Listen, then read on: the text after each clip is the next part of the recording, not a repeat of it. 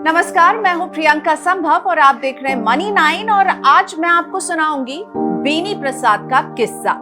Covid की आपदा आई, बेनी के पास कोई क्रेडिट कार्ड नहीं था, किसी भी इमरजेंसी फंड की तैयारी नहीं थी और बैंक से उन्हें कर्ज नहीं मिल रहा था।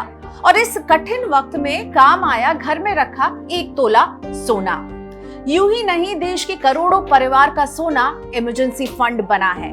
तो आज मेरे साथ जानिए बेनी का किस्सा और ये भी समझिए कि सोने के बाजार का सूरत हाल क्या है। बुलंदशहर निवासी बेनी प्रसाद जहांगीराबाद मंडी में अपना धान तुलवा कर लौट रहे हैं। पैसा भी है और मौका भी। धनतेरस पर वो इस बार सोना ही खरीदेंगे। भाई खरीदे भी क्यों ना, सोना ही तो था पिछले साल जो उनके आड़े वक्त में काम आया था। शहर से आय टूटी तो सोना बेचकर ही दवा दारू का खर्च और आजीविका चली थी।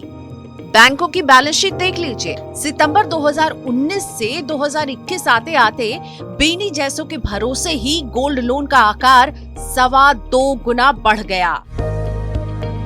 अब महामारी का कहर थमा तो फिर सुरक्षित निवेश की तरफ लोगों का रुझान बढ़ गया है। ताजा आंकड़ा भी यही कह रहा है।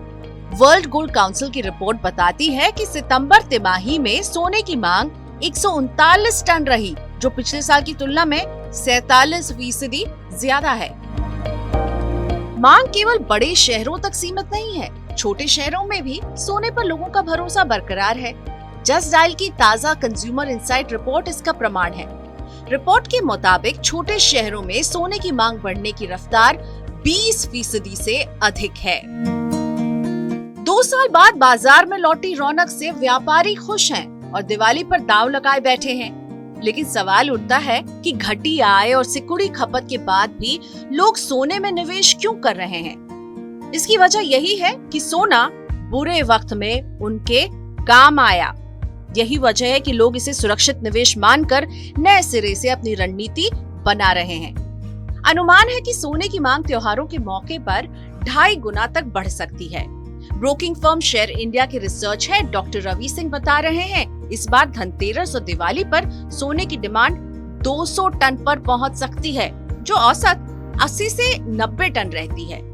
मांग बढ़ेगी तो कीमतें भी उछलेंगी।